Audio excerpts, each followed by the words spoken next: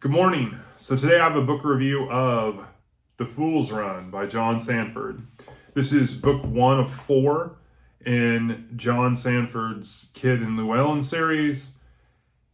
John Sandford is one of my favorite authors. John Sandford is the pseudonym for John Camp, who is the actual legal name of the author. He has written probably 45, 50 books. A lot of them are in the Lucas Davenport series, in the Virgil Flowers series.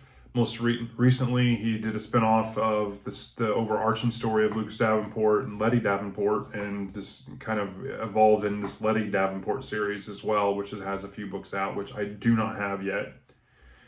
I have read half of the Lucas Davenport series, probably a third of the Virgil Flowers series, and I have read the Kid and Llewellyn books, which there are four of these.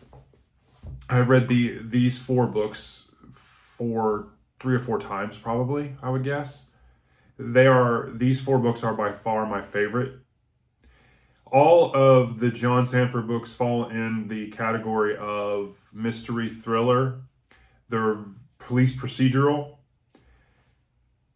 The setting of all of the books, except for one standalone book, all takes place in Minnesota.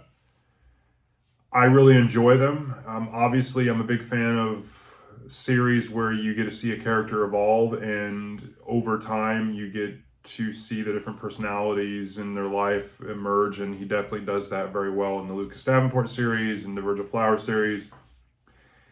In these four books, you get a pretty good snapshot of Kid, and I'll talk more about that in a minute. This particular book, The Fool's Run, was written in 1989, and that's important to note because when you read this book, and a lot of the premise of the book is about computer hacking and espionage and business and kind of social engineering and taking over or taking down businesses with attacks on their character and leaking information to the press, and then computer attacks. The hacking and some of the ways they go about it is very antiquated, definitely in nowadays. And when you think about how it would happen today versus how it was happened when they were still, going through NPAs and NXXs and the different types of computers they're talking about, it's definitely at the beginning realm of the computer age, and you can kind of see that. You have to keep in mind, again, this book was written in 1989. I mean, I was 11 at the time this book was published. I like the Kid series, even though it only has 4 books, and I wish with all of my heart that he would continue to write a new one. That they are by far my favorite books. I like the Lucas Davenport books, which is the Prey series. I like the Virgil Flowers series as well. But the Kid series is by far my favorite. I give this book a 4.5 out of 5. It's a great read. It's very quick. I mean, there's 4 books in this series, and I think most of them around the 350 page. And they read like thrillers. They're very quick paced reads. There's a lot of stuff happening. This particular book, and again, if you're interested in this book and you don't want spoilers, then probably this would be the time that you don't want to listen to this.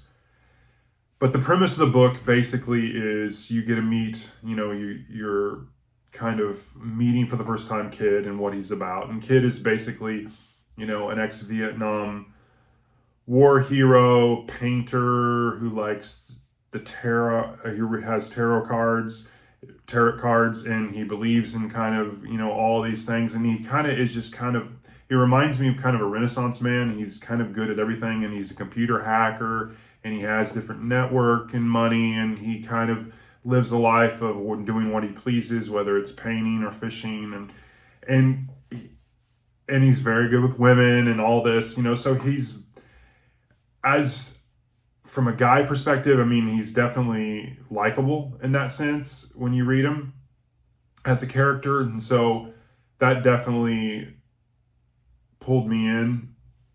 The computer hacking part of it, again, it's very dated. So you have to kind of think about the time period this book was written and put that in perspective.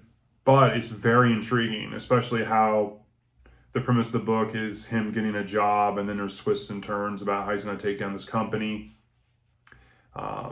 It's very well written. It's very fast paced. And then you have some other kind of side characters that assist with him, and then there's twists and turns and reveals. It's very well written and structured. It's a quick read. You could read this in a couple afternoons and really, really enjoy it.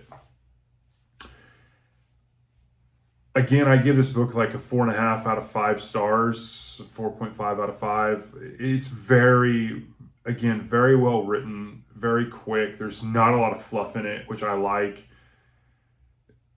I liked some of the twists and turns. I've read this book several times, so I kind of, I know what to expect, even though it's been a while since I read it. I knew what was to come. But again, it's fun. It's a very fun read. I definitely am going to move on to the next book, which is the Empress File. And again, fun fact, all of the titles of the 4 books, there is The Fool's Run, The Empress File, The Devil's Code, and The Hangman's Song. All of the names of the titles are based on particular cards in a tarot deck. So that, just throwing it out there as kind of a nugget. But anyways, that was my attempt at a more concise book review. I wanted to touch a little more in depth on some of this, again, to see if that provided everyone a more insight. Again, I'm trying to perfect my craft here, and it will get better over time. Hope you're having a great Thursday, and have a great day.